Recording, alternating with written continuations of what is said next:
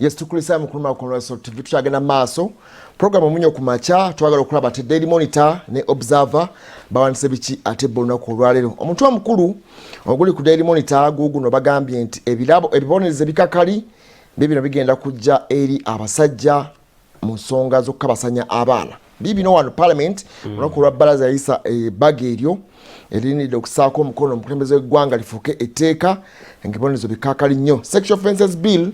2019 era bw'enaabanga eteereddwako omukono mwenna bakagwa ensonyi abattigatiga abakyala musango gigenda kubeera ng'ebibonerezo bikakali nnyo nesi bakyala boka n'abaami n'abavubuka n'abaami bonna okutwaliza wamu. Poza tulaba ku Soul TV era mu Daily Monitor ku mugukiro kwennyini kwe kuli ekifaananyi ekya CDF nga Bonga ne Brigadier Francis Kashaka boogera ku mukolo gwabadde embuya mu barracks nga abajasi abaweebwa abalinyisibwa mu madaala nga bateekebwako nyota oba bambazibwa nyota. Bano ba officers kati omanyi mu luzungu byawukana bw'ogamba omujasi mu luzungu yabeera akyagenda ku front mu luzungu oba abeera sojja oba kubanga ate wano mu luzungu abeera officer. These are officers ono abeera takyagenda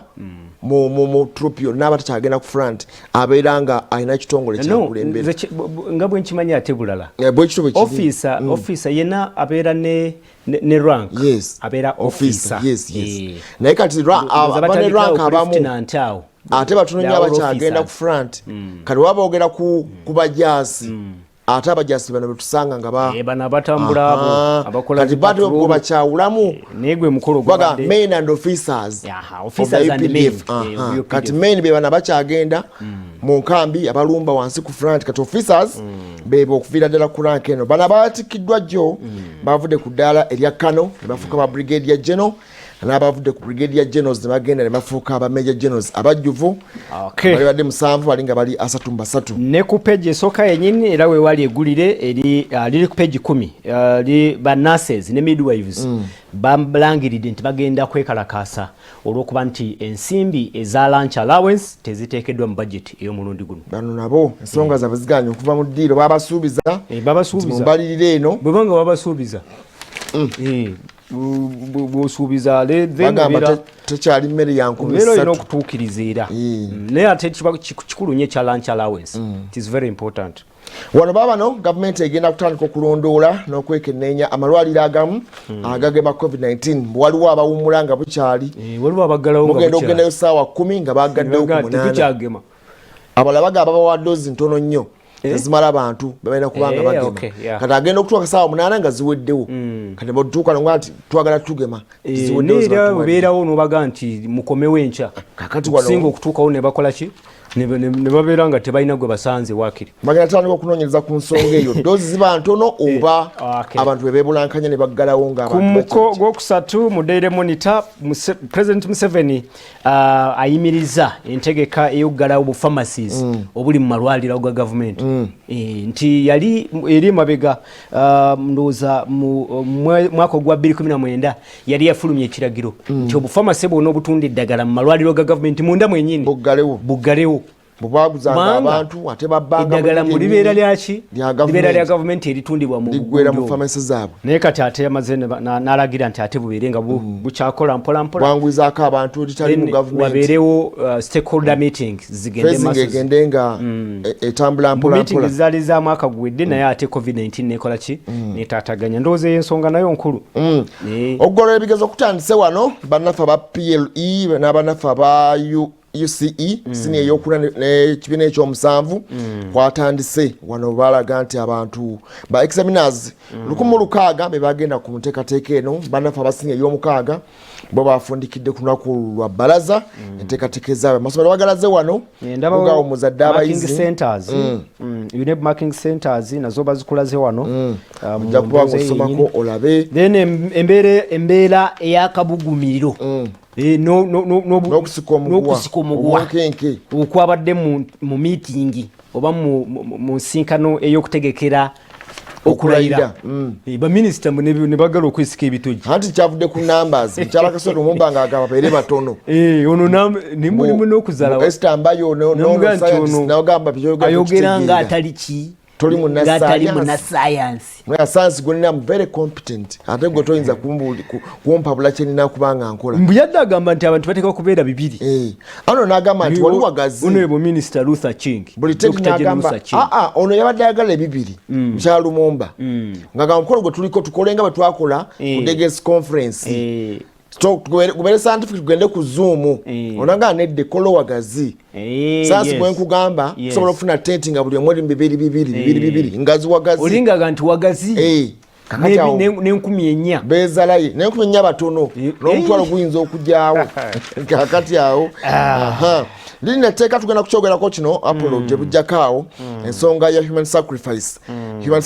bill 2020 yayisiddwa olunaku olwajjo sikwe kusaddaaka president ninga kulimu okusaddaaka abantu kulimu okusaddaaka bakusanga n'ekitundu ky'omuntu bakuvunaana batya ogenda kalabba n'ate akalabba baakajjawo era tekigaana kakati tugenda byogera tulabe abantu abagenza maaso kubanga bazze emisango egyo saddaaka baana bulamugamba bwokwate akalabba no tebakajjangawo baakajjawo bwokwate amaloboozi agasaba nti kakole ki kaveewo go gakola ki gasinga amaanyi kuba zikira his excellency the president yasembayo olwali 1999 n'ayita abalamuzi we yasemba okulagira nti bagende kalaba kulagira abagenda kalaba no basembayo abantu abasembayo kubeera executed bali ndowooza mu 1993 bali mu 1993 bali ndowooza abantu nga over 20 kuba Uganda okujjawo akalaba eggwanga lirangirira nti ffe ewaffe era ne mu mateeka lindako ne mu mateeka gennyini death penalty ne mugikola ki ne mugisazaamu tugenda kudda tukirabe anyhow wantulaga balaga nti omukyala yekka eyabadde mbantu abo abafunye ennyota zaabwe olunaku olwajjo Brigadier General Agnes Musoke uno yekka yabaddemu yakulira abakyala mu ggye ly'eggwanga kati baweza aba abali ku ranka eya General Proscovia mulimu bali bana nono kati omukyala uno Brigadier kakati abakyala banafunye elevation yo dali lya General uno nga ntegeze nti abasumusibwa abawereddwa abanyisibwa madala bali mu 10 mmeka bali 15 almost bali 10,133 officers era nga nembatikibwa jjo mulimu ne Brigadier Keith Katunji akulira military police yavudde ku dali lya Kano n'afuuka kati Brigadier General ayogeyoge tetumanyi oba Mboka egenda kweyongera yandibanga balabanga akoze omulimu anti okubeera awo olina okubeera nga oli ku rank eyo abadde aluddewo nnyo ku Kano okulumira military police ebintu bino ebya promotions mubeeramu ebintu bingi bye batunuulira abamu batunuulira service abamu batunuulira competence courses z'okoze z'ofunyemu wandibanga toluddeeyo nnyo nenga olina courses z'okozaawo z'osomye ne discipline kituufu neddala linyini lyobaddeko olibaddeko bbanga ki mulimu ne motivation katugambe waliwo akaseera akatuuka nga agenda okukubiriza kooti marshal nga tali ku ddaala eryennyini eriri muteeka eryaki erya kooti marshal era gwe baleeta bamugambirawo nti gwe kati anti kakati atejjukire kyo bwe kyajjawo enyota gifunire mu bwangu ate abantu balina okubanga tryinga ate baali waggulu ku ddaala lye ne wajjawo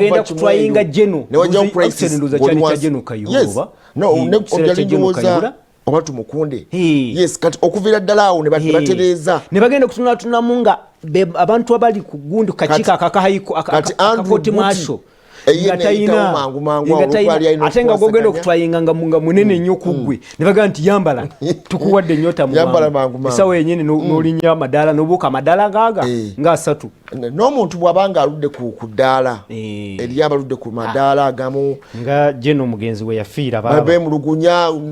warrant officer 1 we yafiira Lance Corporal oli awo myaka na myaka brigadier lyali limaze n'okukala lyali limaze okukala erya brigadier Kasirye Gwanga era bwe yamaliriza era mu kumumuza bamulinyisa Major General ate byembi ate n'atuvaako anyhow tulabe wano abantu 15 sex offenders etujogeddeko nti abantu 15 wano abasulwa mu mbeera embi bano balina bukabuyonjo busatu bwe bagabana bano baawa Kampala balina muwonge eyo nzibu nnyo Kasanvu zone Makindye division WRDU yakubye wa University Amasasi namuto omuyizi bwomuyizi yabadde abba monitor uno yamukubye Amasasi yabadde aliko monitor ya computer jabba mugoba okumusuula ni RDU tujja kugikubaganya kebirowoozo baagala kugiyingiza mainstream UPDF bokukuba Amasasi kibanguyire kyangwe nnyo situmanyi kibanguyire nnyo kale tulaba ate gundo ono ye alimu biki tulabe observer omutwe omukulu bodyguard spills Bobby's fears tearly moments agambye wa Bobi Wine yayabize ebyama agambye nti mwami Kyagulanyi batambulanga naye akyusa okuba destination entuufu gyalagamu anzobaga tugenda wano alimengeri y'oluyekera mbuyekengera nnyo okwekengera okwo munnaffe yanyono okwekengera si kibi Regan Fred Lule si buti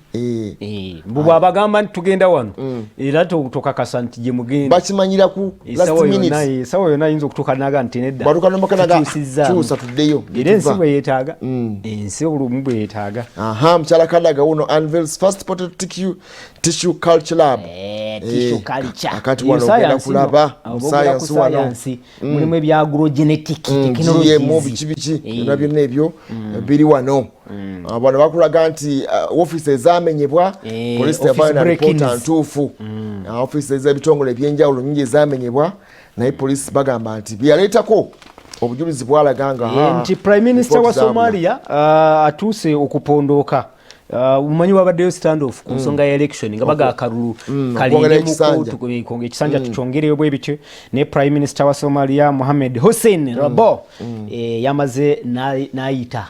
nayita abakulira states ez'enjawulo bakanye balabikenga obuliawo embeera eri mu Somalia etebenke Mwami Kyagulanyi wuno addukidde mu kooti yansi yonna alumiriza General Muhoozi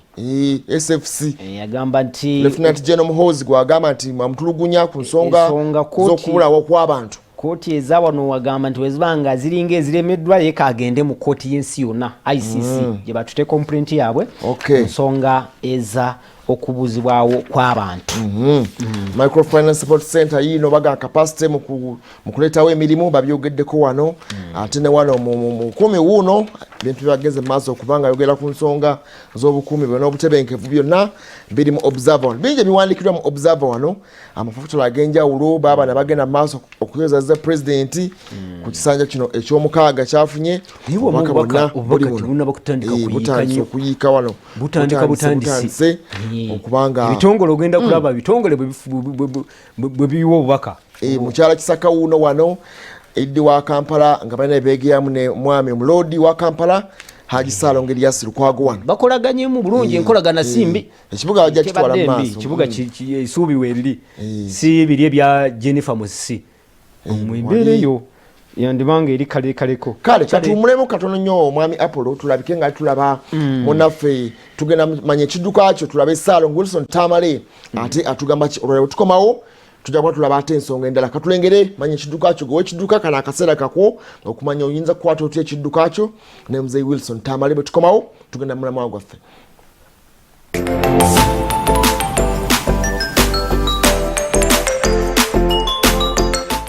Omulabi wa Soroti TV twagala okwaniriza enkya ya leero webale nnyo webalire ddala okwetegeka ng'ogenda okola naye n'ogenda otya twagala tukutambuze bulungi ennyimba ennyingi ezitta abantu naye ate ne accidents etta kirindi ate era nemalawo abantu baffe twalabye eggulo driver nga tugenda authorization okuba nti akkirizibwa kati okuba authorized kwe kuwa ekiwandiiko ekyaffe ekya Uganda gye tuyita driving license ye legal document ekukkiriza okuvugira ku nguudo zaffe za Uganda naye nga okuba nti ovuga ekidduka ekyo kyofunyeemu qualification mu classification yakyo senganga ofuna driving license twagala okuwa driving license authorizing okuvugira ku nguudo eyongeraga kilasi eyo yennyini gy'osobodde okufunamu qualification. N'olw'ensonga eyo tetukkiriza gwe driver okujja ku kkubo nga tofunye skill, nga tofunye knowledge, ate era nga tofunye attitude bulungi nnyo okusobola okusalawo okulungi. Ekiddako ekifuula driver omulungi y'oyo osobola okuba nti oli authorized okuvuga ku kkubo nga olina driving license, era nga eyo driving license ekukkiriza okuvuga only eyo class gy'ofunyemu qualification. Toyinza kuŋŋamba nti onova mu driving school enkya, nova mu driving school ate n'obuukira coach oba n'obuukira trailer. No, n'olw'ensonga eyo twagala tukwate experience mpola mpola. Kati mu Luganda osobola okuba n'omwana ayinza okuba omulenzi, ayinza okuba omuwala, nga omuteekateeka okusobolera ddala butereevu nnyo okubanga yeetegekera ebiseera eby'emmaaso, okuteekateeka kirala n'okutegekera omuntu kirala, n'okutegeka omuntu. So twagalanga Salt TV tube nga tukuteekateeka engeri gy'oyinza okuba obulungi ku luguudo, n'ovuga bulungi nnyo nga tofuna bubenje, ate era nga toleetera bubenje abantu abalala abakozesa oluguudo. N'olw'ensonga eyo gwe driver oteekwa okumanya nti oyina qualities. Tugenda kulaba bulungi nnyo qualities ezikufuula driver, ate era qualities z'oyina okuba nazo okusobola okuba nga ovugira ebidduka byaffe mu category yonna, mu kilaasi yonna ng'oli ku luguudo. Akati qualities tugenda kuziraba z'oyina okuba nazo nga driver, ate era n'olwekyo tulyoke tumanye nti omuntu ono oba ovuga passenger vehicle ng'oyina abantu bangi nnyo b'otutte ab'omugaso, oba ovuga yo ya buyonjo, oba ovuga ya migugu, tumanye nti ddala ono tajja kuleetera kabenje bantu balala, ajja kutuuka nga amanyi gy'alaga. Ate olwa driver bw'atyo atera okuba nga akola ebintu bulungi nnyo simaatire. Driver okuba simaati kye kiruwa. Nkomawo n'ensonga eyo.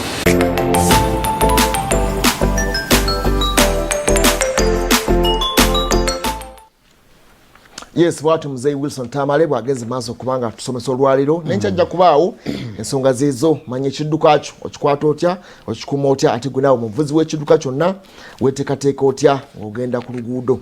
Apo tusiime tugenda kulaba ensonga, tugenda mulama gwaffe akadde kano twagala tugenda kulaba ensonga eno eya Human Sacrifice Bill 2020 baataddewo ekibonerezo nga kikambwe nnyo.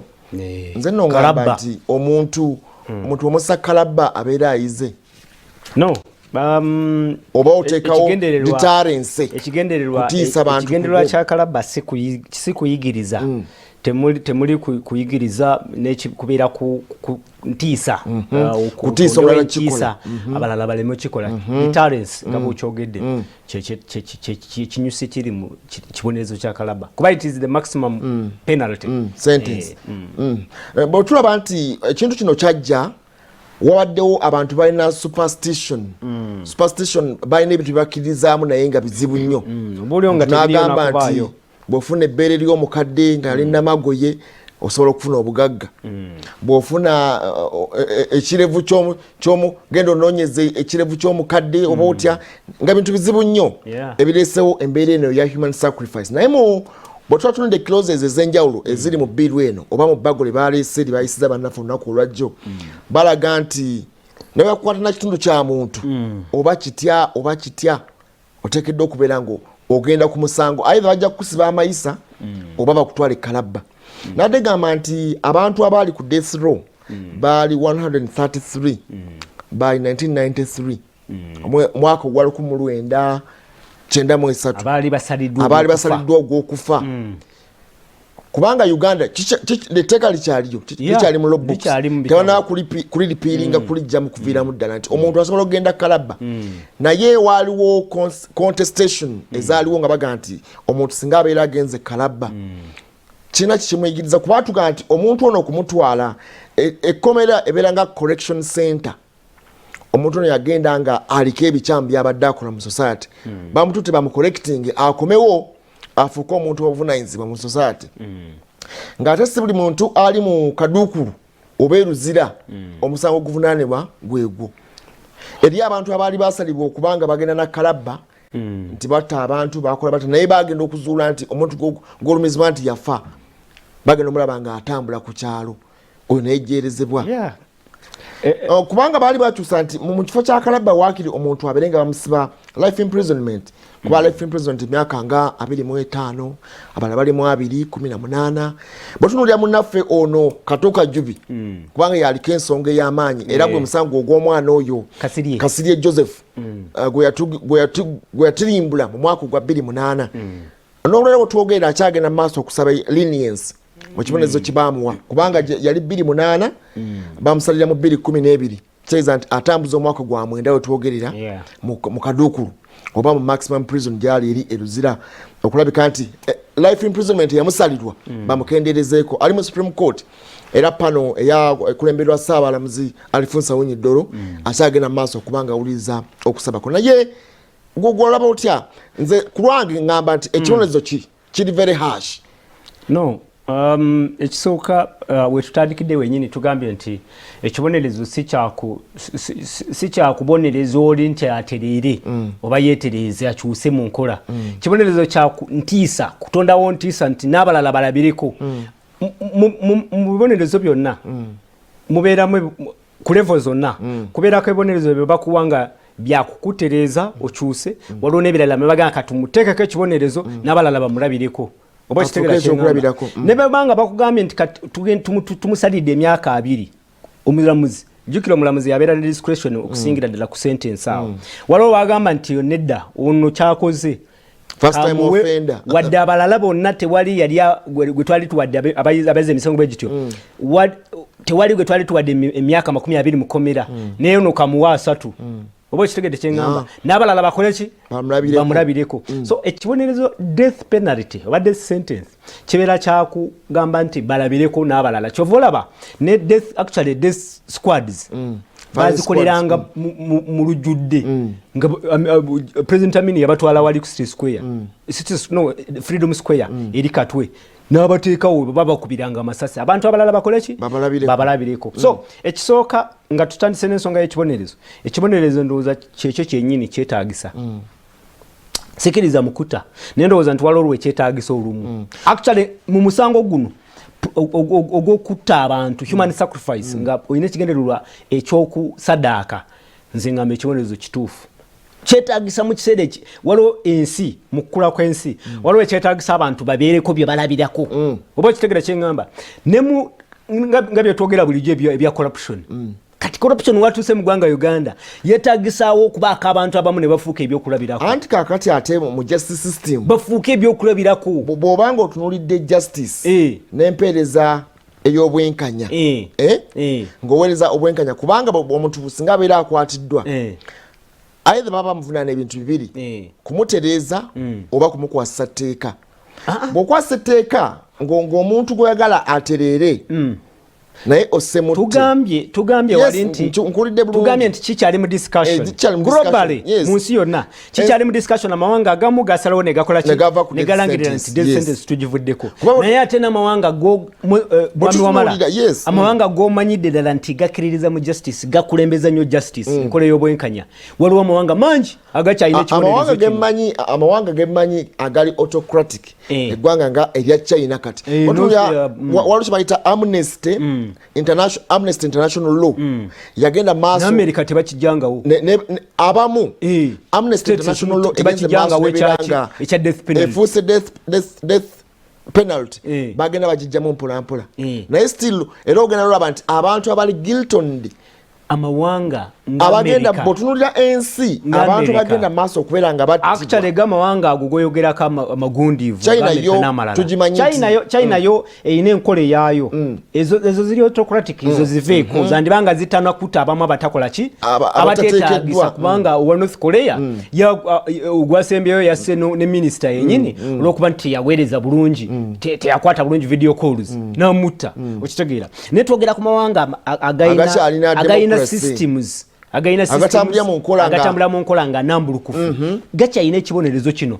actually batuuka ne kulevo yoga nti naye ono tumuse tutya n'atafuna bulumi ne baga nti empiso fe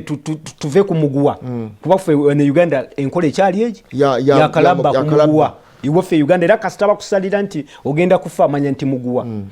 actually kyenkugambye wali nti bo bategekana kutegeka nti amasanyalaze baba ko bisanga amasanyalaze mu America ne batuko ganta amasanyalaze galabika gakola ki gamutabu bibambi tumukube empiso yebakebwe basi kubanga abantu bano empiso y'obutwa bebe batanga bakuwa era omanyino ganti lunaku bweruti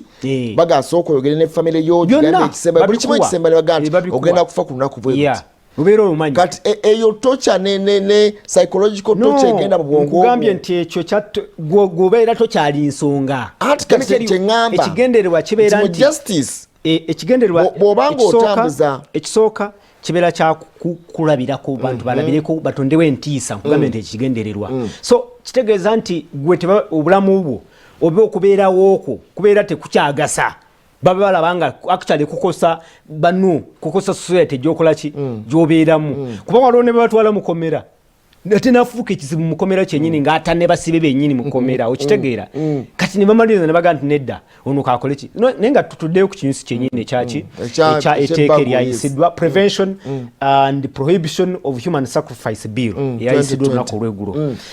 mu ggwanga Uganda tukimanyi bulungi nti Uganda yensi ezimu ezikyayina abantu ate nga muwendo munene a good chunk of the population nga bakyalowooleza mu bintu beyita ebyakalogo kaki kalenzi abantu abalowooza nti osobola okugagawala osobola okufuna omukisa osobola okufuna ebintu ebirungi ng'oyise mu bintu ebyo ebyeddogo bwe bitu bakyaliwo bangi nnyo era bagamba nti ripooti ziraga nti ebintu bino ebya child sacrifice n'ebyokusadaaka biri nnyo mu bitundu Masaka districts Masaka Buyikwe Mukono Mpigi Busoga ebitundu ebyajinja Busoga Mukono Kampala n'ebitundu ebimu bya West Nile byebisinga okubeeramu ebintu ebyo ripooti eyafuluma mu 2010 wakati yalaga nti wakati wa 2016 ne 2014 gy'emyaka ngameka nga 8 aba cases 85 ezaaloopebwa mu bantu aba basaddaaka 23 zokka ze zaatuuka mu kooti simanye bw'ekiraba kyeŋŋamba omwana bamusse oba omuntu omukulu bamusse mu kusaddaaka 85 abaafa naye ate 23 be basobola case emisango gye zesobola okutuuka kuki mu kooti njagala ekyo kimakinge gye byagwera nga abantu babiri bokka conviction zaali bbiri zokka kati mu myaka 8 kubanga olaba soka wamala soka ulirize wali nkulaze nti cases zaali nyingi naye zaatuuka mu kooti zaali ki zaali ntono njagala okirowooza ekyo nti ebiseera ebisinga abantu abayenyigira mu byokusaddaaka babeera abantu balina oluganda ku muntu oyo wakola ki gwe basaddaaka ebiseera ebisinga babeera baana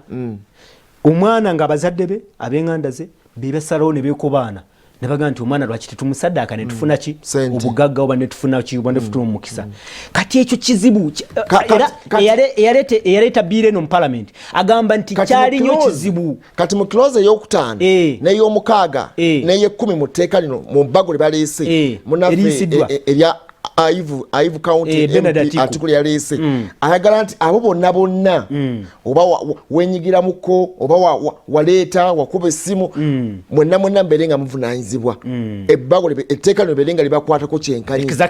olaba otongera ku munnaffe Katoka Jubi mbadde ngenda kutuuka Katonda ne mbadde nsaba nti kino kijeeyo bulungi nsooke nkijeeyo nkulaze nti abantu ababadde nga bakwatibwa ne bavunaanibwa olw'ebikolwa bino babadde batono nnyo ekyokubiri ekisooka nti lwakuba nti bamunda ekintu basobola kikweka ne bakikola mu nkukutu ne batta omwana oba omuntu omukulu yena ne bamusaddaaka ne bigwera eyo that is unfair tewabeera justice awo ekyokubiri ekirimu kiri nti amateeka gabaddewo gonna gabadde nga gavunaanira mu penal code ng'omusango obanga bakutte ne Kajubi actually kivula abayaluddeyo ebeera murder and manslaughter bibiri byokka kutambutanwa ng'emisango tegutegerekeka bulungi ne baga katuleete kati eteeka nga livunaana kino kyennyini likwatira ddala ku kino kyennyini ekyokukola ekyokusaddaaka so awo wengambira nti nze ndaba nga kyagidde mu kiseera ekituufu era nze sirina buzibu n'ekibonerezo sikiinaako buzibu sikiinaako buzibu nze ekibonerezo kinaako buzibu kubangamba nti omwana ono gwobeera ono omuntu ono bw'obanga ogezaako kubonereza kitegeeza nti neyenyigidde mu kikolwa kino ateekeddwa okufuna justice ani ate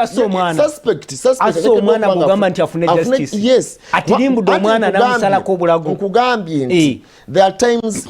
obujulizi bwe bubulaawo naye omuntu n'agenda tulabye abantu nga ali eruzira naye nga tiyazza musango ogwo no ekyo kyanjawulo nti mu kunoonyereza okwo kwennyini omuntu ono bati omuwadde justice n'abeera nga innocent ekyokuconvictinga omuntu wrongly ne wano mu kunoonyereza oconvictinga wrongly ne obuzibu obukolebwa ebizibu ebisangibwa mu investigations it is no bikating across tekiri ku kino kyokka hati kati kyenkugambye mu science bakiyita constant iyo kati ekyali constant nti mu kino wano mukirese naye mugenda kulabika nti mulimu omuntu ajja okujja yagaye nti ayina akakuba ne bonna ababadde ayina atambuze embeera bwetujju n'emisango gino abantu abali innocent n'emisango gy'obutujju gino gyolaba bwe bagamba nti batujju ne mubeeramu okuwayiriza ebyo gyebiri so ekyo ndowooza kisooke tukize ebbali baana wamala tunulire ku musango guno gwennyini nti omuntu akutte ejjambiya oba ekiso n'asalako omwana obulago riri oyo aba akyetaaga kubeera mu society oyo atayina ntiisa ono gwe bakwata n'omutwe ng'ayingira parliament ayingiza omutwe mu parliament kati oyo kati oba yamusala oba si yamusala mu bage epya oyo aba agenda kalaba ne accomplice bonna babadde alina na bonna abo kalaba sa accomplice bonna eteeka liraga nti kati waliwo bagambye bogera ku financing bajja genda omuntu waliwo kati ng'ono omulaba ono sirowooza nti yali ayeesaliddewo yali messenger atwala bubaka abutuusaayo eri si yali yeesaliddewo kenyini okusala omwana obulago okitegeera mubeeramu ba accomplices kati accomplices ate ku kuteeka eryo lyennyini ligamba nti mulimu ensonga y'abantu ababadde nga bawa ssente ono n'amuwa ssente n'amugamba nti genda onzitire gundi oba ondeetere ekibumba kya gundi okitegeera kati yabadde wa life imprisonment kati kyekyali ku Katoka Jubi Katoka Jubi yali mugagga eyafuna omusawo w'ekinnansi n'akola n'omukyala Katerega ne mukyala Katerega nabukeera kati abo bali be baatuukiriza ekyo kati eyaleeta omwana Kasirye neyasala oba ddala nga omusawo w'ekinnansi ye yasala oba nabukeera kati abo bonna omusango gwa Katoka Jubi ate gwo gulimu n'ekirala ekyenjawulo kubanga nti gutuwa explanation gutuwa locus kati ogwa Katoka Jubi okuta Kasirye we gwatuukira ate ne gutabuka ate ne gutunyiza ffe abamu abaali bagoberera mu kiseera ekyo kwe kuba nti Katerega omusawo ne mukyala wa beekobana okusala omwana Kasirye babejjereza bo baatuuka ne babafuula state witnesses okujja okulumiriza ate Katoka Jubi kuba ndowooza awo wava ensonga ne IGP awo ninamu n'endowooza nze nti olw'okuba baalaba ng'ono oba okuba Kasirye yali si mwana wa bano oba baalaba nga Kasirye tebalina kye bagenda mujjako oba okitegeera Kasirye ne mukyala we balabanga Kasirye gundi ne mukyala we Katerega ne mukyala we ne bagamba nti kati katusonge kwani Kajubi yali mugaga jukira nti basanga ngo yali n'ebizimbe bye yazimbe eyo nga bagamba nti oba bali bategeka kuteeka yeyo so wengambira nti ogwo musango nawo gwatukola bubi omuntu eyasala yakwata n'asala ate bamala ne bamukyusa ne bafuuka state witness kumbe muteeka lino eryakayisibwa Katoka Jubi Katoka Jubi yandibadde agenda ku life bali ne bagenda ku death penalty kubanga bo bennyini bye bakwata nze kyendowooza nti kyekyandibadde ekituufu ati kakati awo nawe waliwo obuzibu entamuza nnyini y'omusango gwa Katoka Jubi ogwo tabeera kubeera IGP kuddamu General Kale Kahura okuzukusa bali bamutadde yalezeeyo Masaka waliwo obuzibu obugenda okubeerawo nti mu nkwata y'emisango gino gyennyini mulengera ekitongole kya CID mpozi nga nakyo bakyongeddemu money power kubanga omusango okuprovinga nze ndowooza omusango gwa gundi eyo child sacrifice human sacrifice nawo guliko ndowooza wetutuuse kati ku level kuba tulina kati DNA ali readily accessible no mu byalo kati DNA basobola mukola chi services basobola uzifuna ekintu ekisobola okuwanga okuprovinga kati izo child sacrifices ezo nga DNA wali oba kitegera kyengamba nti kyangu nnyo kakasa nti omutwe bebanga abafunye omukisa ne batuuka ku bisigalira by'omwana bya victim kyangu nnyo okukola DNA ne bakakasa nti kasita obujulizi bulabikawo nti ono yenyigira mu kino ekintu kirungi nti ebonezo biri ebi either death penalty oba life in prison which is okay nze ngamba nti omanyi omale ekintu ekibeeramu omwana kuba bagamba nti emisango egisinga gyonna gyaki giveeramu abaana tebabeera abantu bakulu bakola ki mpozi ekinsanyusizaamu nga tulina kukivaako kiri kimu wabaddewo wali actually kankyogere wabaddewo kati abantu abali mu business eya organ trafficking nga abantu bamanya nti omuntu gundi tulina omuntu actually ng'obijje mu Uganda akatale ke organize ebintu eby'omuntu ensigo ebibumba n'emitima kabeeyi nnyo kakatale kamaanyi nnyo mu mawanga ag'ebweru okitegeera kati nga ne mu Uganda wano kibadde kitandise naye ati wano bali baagala kukibeera official kati teeka lino ligamba nti sikutta busi ng'okola child sacrifice naye kasita bakukwata ng'olina ekitundu ky'omuntu olina ekibumba ky'omuntu naawe bino byokola ki ebibonerezo bino byofuna okitegeera kijja kuyambako kubanga olwaleero tetulina teeka erikola kuba actually organ transplant okumanya terina bakukola ki bwe yali akyali terina bakuyisibwa wa general duties mu ministry Saropen terina bakuyisibwa ngacha rekakase kuba twagala tegeze n'abatulaba nti si kibi okuba nti omuntu wabanga ayagala mutima okitegeera ayagala mutima okumufunira omutima ng'ogufunye makuba amatuufu kuba makuba amatuufu gali nti waliwo omuntu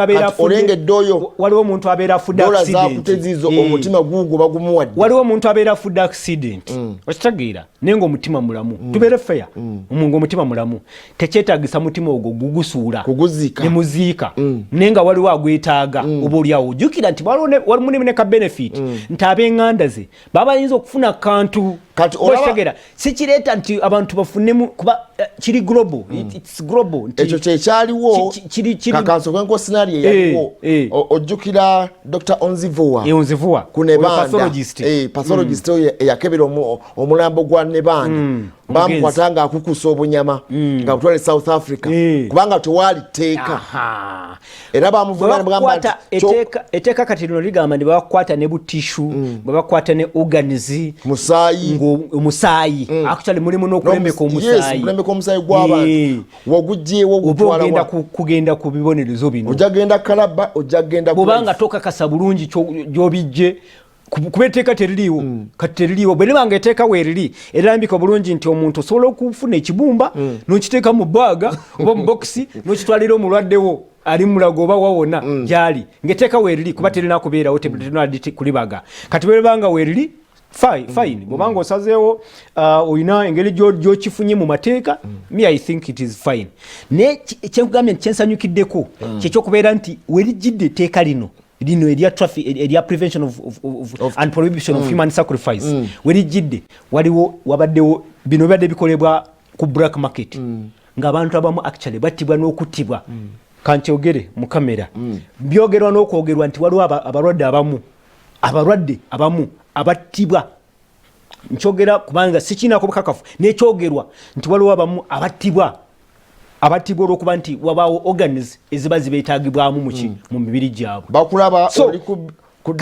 lino kati tuyambeko lyeteeka kati tuyambeko mu kiseera kino lituyambeko paka we tunatuukira wali tufune etteeka liri eryaki erirambika obulungi nti osobola okuba nga weetaaga kibumba n'okwata ensimbi n'ogenda emulago oba walala wona n'oziteekawo ku meeza mu lwatu n'ogaa nti mumpe ekibumba nkyetaaga nti tubiina wali mu fridge kiikino kati genda okoleki ne bapima nga mwenkana n'omuntu ne bakuteekamu ekyo kyensanyukidde nti kijja tuyambako abantu obumolya ensi yaffe kati yayonooneka abantu balina omululu gwa ssente abantu basobola okutta olw'okuba nti ayagala ki nsigo yo n'akutta ng'ayagala nsigo abantu bogedde ku bantu abamu bebadde batwala ne baga tumutwala kuwo omulimu oba tugenda kolaki ne bamukuba ebiragala ne bamujjamu ensigo nagenda okuzuukuka nga wayiseewo olunaku nagenda okusanga olubuto lwe balusala balutunze bamujjemu ensigo ye kati iteeka lino lijja tuyamba wadde kibadde tekirina kulabikawo mu Uganda directly kuba badde batwala nnyo ebweru be bajjamu ebintu ebyo naye wano mu Uganda tuyambeko mu kiseera kino kyendowooza. Speaker wa Parliament Mukyala Rebecca alitwala Kadaga yagambye nti abaana badde nga bamubuuza nnyo afuna petitions ez'enjawulo nga justice ya Kasirye eriruddawa. Where's justice for Kasirye n'abagamba eno biiru story ya Kasirye ye benchmark ezokusizza buli kimu aga eno biiru ya human sacrifice actually biiru eno teyafuna buzibu ekisooka yadde private members biiru yaleetebwa omuntu member wa bulijjo teyaleetebwa government naye bwe yatuuka ku parliament kuba libadde limaze emyaka ena naye bwe yatuuka ku parliament teriyafuna buzibu bwonna lyafuna support okuva ku ludda lwa government nelifuna support mu babaka wa parliament ne bagamba nti mwalwawo n'okulwawo kuba kankubulira ekintu ekirimu omwana okukwata omwana wa gundi n'omutirimbula n'omusalako obulago lwakuba otegeka olina ekizimbe ky'ozimba eri oyagala mutwe gwa mwana wansi mbu ekizimbe oba kifune emikisi oba kikole ki lazima weetaaga kalaba kubanga wabaddewo ebigambibwa nti badde nga tebatwala aliko weetaaga kalaba kyetaagisa kalaba gwebawumula amatu tebamutwala gwe basaka musayizi nga tebamutwala bwe yatonyako omusayi tabakolera ne bamala ne batuuka nga bamaze n'okumutta bagamba temulese kati kyogera nakyo kino tulina n'abantu abafere tubadde n'abantu abafere abeefuula bayita basawo ba witch doctors nga bafere nenga ayagala sente nenga ayagala kukuudisizaawo naga tigendo ndetere njagala kibumba kya mwana omulongo bwati mpumpa kyakulabirako bwati ne badduka ne batta omwana ne bamuleeta kitegeera ne baleeta ekibumba imagine ulina leeta ekibumba mu ngalo naga kikino naga nedda gwoleesa ate ono si oli kati olina dduma agenda noonya omulala okitegeera really entiisa eyo ne evil yeetoolodde ensonga eyo mu butuufu siri advocate wa obukambwe obwo bw'okwagala okutta omuntu oba bamuteeke kalaba nga bwe twalaba Saddam Hussein bamukisatutingira ku katambi ne tulaba nga bamuteeka mu muguwa ne bamukutulako obulago si kyagala naye bwe kituuka kuba nti abaana bafa mu mbeera eyo kubanga bannaffe obadde ngolenga ate tonenya munange obadde ngola no toninyanze okuba nti mpagidde ekibonezo nedda nkulaga nti ababaka ba palamenti ebikumi ebimeka ababadde ebinamumeka ababadde mu palamenti bona okuba nti bakanyiza ne ripooti eyavaayo actually ripooti y'akakiiko akaligwa parliamentary affairs teyaliko minority teyagirako minority kiwaliwo awakanya so tonenyanze totunulyanze tunulira ne parliament yonna uliriza mulimu ne stakeholders mulimu ebibiina ebirwana eddembe ly'abaana abali mu ntegeko eno yonna kuba biiru tereetebwa just mubaka bwe era tereetebwa parliament yokka mubeeramu stakeholders bangi mulimu abanaddiini kati nenya bonna abali mabega weteeka lino otunenye kituwagidde ekibonereze ekikakalibwa ekikambwe kiri very hard naye badde gamba nti legase kwaba abangi abo banaffe ba albinos babadde nga beekubira enduulu bazze wa parliament bazze wa speaker ba petition speaker omufere n'agamba nti ndeetera omutwe gwa Namagoyi ndeetera amaaso ge ndeetera eriiso lya Namagoyi ndeetera ebintu ebyekyama bigenda okuyamba kati nga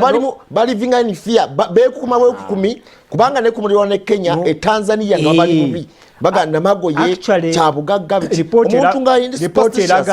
eraga nti ebikolwa ebyokutirimbula abantu mu ngeri y'okwagala okusaddaaka biri nnyo mu ggwanga erya Uganda, Tanzania, Zambia, South Africa ndoza n'amawanga amalala matonotono bwe gatyo mubisinze mu Africa. South Africa y'abafere bava muno ne bagenda bayiya. South Africa tumanyi nti wasinga okuba basangoma. Bagenda bakola Tanzania solo jawula ku bintu ebyo bya witchcraft ebyo. Tuve mu bintu ebyo. Zanzibar. Tuve mu bintu ebyo by'okutandika okulowooleza mu bintu ebyo nti obugaga buyina obugaga buva mu kukola. Tuteekwa okukola tutegeeza abantu ffe nti okukola musobola okufuna obugaga. N'obugaga tojja bufuna mu musaayi gw'omuntu oba Namagoye oba ki. Oba kitegeera. Singa tutuuka ku level eyo ey'okuba nti ne tumanya nti okukola mwivu obugaga ekizimbe bw'okizimba bulungi n'obeera ne marketing nungi ojja kufuna abapangisa tekijja kuddiba ebyo ebikolwa bino bijja kukendera actually obuzibu obuliwo bwendaba mu kulwanyisa ebikolwa bino bwe bumwe bulinde mu FGM female genital mutilation babali bagezezzaako mulimu ebintu bya culture kirimu engeri y'obuwangwa kino human sacrifice erimu attachment ku bintu by'obuwangwa ebintu ebyekuusa ku buwangwa bizibu okukola ki okumalamu mu bantu kirwawo nebyo si bya buwangwa kirwawo just kubeera connotation kuteekako obuteesi nti kya buwangwa ng'omuntu oyinza mugamba nti ogenda kwagawala mpa mutima gwa muntu abasawo bano betwogera tebalimu bya buwangwa si basawo baffere tobagamba na kubeera basawo si basawo abo baffere kuba bakiteeka nti basawo kati oyo abeera musawo naye mbadde ngezaako okutegeeza nti ebizibu nga bino bizibu nnyo okulwanyisa ebintu nga bino bizibu okulwanyisa okuba nti bibeerako attachment eri mu nzikiriza actually nkyogere bwe ntyo kubeerako attachment ya belief ng'abantu bakkiriza nti bw'okola kino belief ebeera nzibu nnyo yakumala mu bantu era weŋŋambira nti kino twandiddamu okulaba abantu bangi bagenda ku death row lwakuba nti president gwe tulina kati olwaleero yali yagaana okukola ki okuwanika kalaba nkugambye nti kasi twasemba okulaba mu ggwanga Uganda 1999 ndowooza gye twasemba okulaba akalaba mu ggwanga Uganda ke kasembayo so tumaze emyaka egisoba mu 20 mumeka nga tewali kalaba nekyemanyi nti bangi nnyo abagenda okugenda ku death row kubanga enzikiriza ekyaliwo nkugambye ekiri mu belief ekintu ekiri mu belief si kyangu nti okuba bawulidde nti wali eteeka bwe riti nti bagenda kivaako eyo sinzikiriza bagiyita ndowooza belief endowooza y'omuntu anti tebeera nzikiriza kyolowooza nti kyekituufu neera kyokkiririzaamu obeera okikkiririzaamu si kituufu naye nga kyolowooza nti kyekituufu kwasilowooza nti omuntu bw'asala nayiwa omusayi gw'omuntu kuba gye mugenda okusaba obugaga gw'ogenda otya ew'omusawo gw'ogamba nti musawo njagala mugagga naye ng'ate ali mu kasiisira gwemusaba bugagga anti eyo logic gyengambye wali kyengambye wali ku ntandikwa nti abantu abamu emotions zisapaasinga logic nogenda okusanga gwe ebyo ebiriwo mu kiseera ekyo oba kyoyagala mu kiseera ekyo kyennyini ate nekibuutikira obwongo n'endowoozayo kubanga omuntu agenda okusaba obugaga n'otuuka okusaba obugaga omuntu ali mu kasiisira naye tuba tulengera n'abantu abakukunavu mu gavumenti nga bayingira obusiisira obwo tontwalayo eyo tondetera bizibu neera kyekyo tubagambye nti era ebyo si we n'abagenda mu parliament brainwashing ebadde y'amaanyi mu bantu bano olaba member of parliament aspiring member of parliament agenda babiyita basawuzi baki n'agenda w'omuntu amusawule omufere mbw'asobole okuwangula akalulu agende mu parliament eyo level gye tulimu be bantu betulina mu ggwanga Uganda awo n'ogamba mboyo teyeetaaga kalaba tuteekeddwa okuba nga tusiibula akadde keeko ekigambo ekisembayo tulaba ku Soul TV tukwebaza twebaza okuba nti mutulaba mutugoberera ku mikutu gyonna byetwogera tubyogera nga kunyumirwa na kugezaako okubangula tuwandowooza zaffe ku kyetumanyi ate tugabaneko nammwe eyo gyemuli siga nti kyekyenkomeredde naye buli omu ayina eddembe eriwa endowooza ye mu mbeera ye amaanyi ze tusima Apollo kambagalizo olunaku olungi ate tuddemu tusinkana olunaku olw'enkya mubeere bulungi lwakuba nti tukomawo nze nja kuba nkomawo mu program oba mu ssaawa ebyobukulembeze toteeka kuva ku Soul TV ne program endala zonna zijja mu maaso eyo wamala kale tufundikidde awo olwaleero ensonga yeeyo biiru yazze human sacrifice bill 2020 kigenda kubeera president ayinza n'okubisaako omukono enkeera kino kyonsuubira nti ajja kwanguwa ne Ive Guli nga tannaba kuvaamu Bernard ati ku paati yakomawo mu parliament naye waakiri ensi ezisigala emunyumyako nti yaleeta private members bill eyo egenda okulabika nti etereeza abaana okubawa justice ddala abaana badde singa okubanga batulugunyiza mu bintu bino bannaffe bannamagwe balubino bannaffe baliko obulemu agagenda olete ebbeere ly'omuntu eyagongobala omuntu eyekulula mubatulugunye eyo mu byalo byammwe naye ebbago lyayisiddwa kigenda kubeera nga kikambwe nnyo kukwata n'ekintu ky'omuntu akikole ng'amanyi kalabba ojja kikola ng'omanyi singa pulezidenti anassaako omukono ne lifuuka etteeka ettongole y'embeera gye mugenda okugenda bannayuganda tugamba nti obugagga buva mu kukola tebuva mu bintu bino byakutulugunya bantu kusala baana kubasaddaaka tugenda fundikira ntu bagenza akaseera akalungi Apollo Tusime nga bw'agambye agenda kumawata abatwala ebyobukulembeze katubeeko kikujugiza katono nnyo ddala mu nteekateeka ya parliament tujja kudda ate olunaku olw'enkya twagala obbagereza akaseera akalungi mbeere bulungi bannaffe mweraba